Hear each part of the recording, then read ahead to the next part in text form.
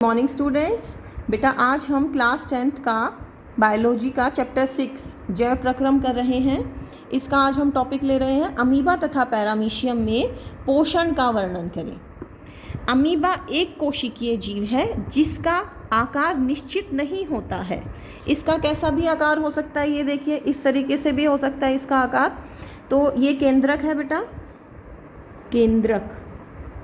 इसका कोई निश्चित आकार नहीं होता, आप कैसी भी शेप इसकी बना सकते हो। अमीबा में भोजन संपूर्ण सतह से लिया जा सकता है।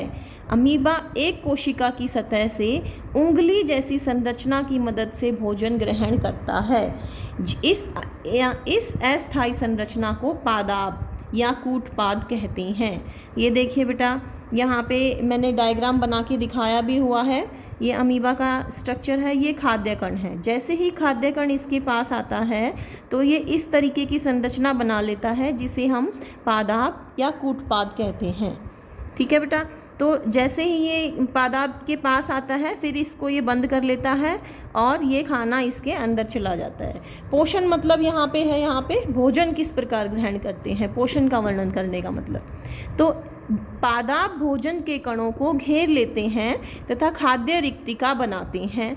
खाद्य रिक्तिका के अंदर जटिल पदार्थों का सरल पदार्थों में विघटन होता है तथा वे कोशिका द्रव्य में विसरित हो जाते हैं। बचा हुआ अपशिष्ट पदार्थ शरीर से बाहर निष्कासित भी इसी मेथड से, इसी तरीके से होता है।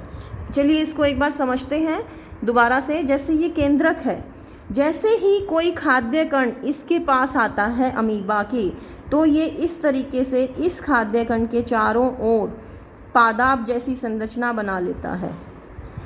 ठीक है बेटा, तो इस तरीके से ये खाद्य कण फिर क्या होता है, ये आपस में मिल जाते हैं थर्ड स्टेप में इस तरीके से, और यहाँ पे एक खाद्य रिक्तिका बन जाती है।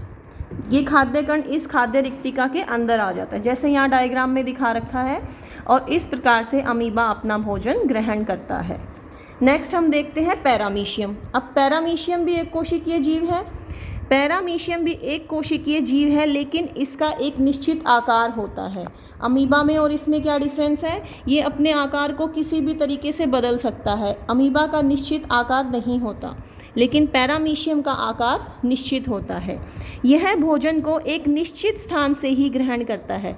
ये कहीं से भी, अगर यहाँ पे खाद्य कण है तो ये यहाँ पे खाद्य रिक्तिका बना सकता है इस तरफ, तो इस तरीके से ये अपना ये चेंज कर सकता है। लेकिन यह भोजन को एक निश्चित स्थान से ही ग्रहण करता है।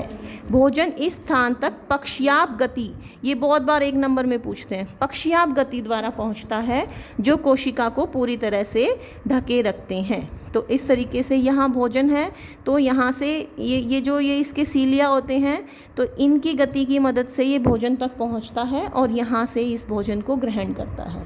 तो ये प्रश्न आप अपनी फेयर कॉपी में लिखेंगे और इसे लर्न भी करेंगे। ओके बेटा।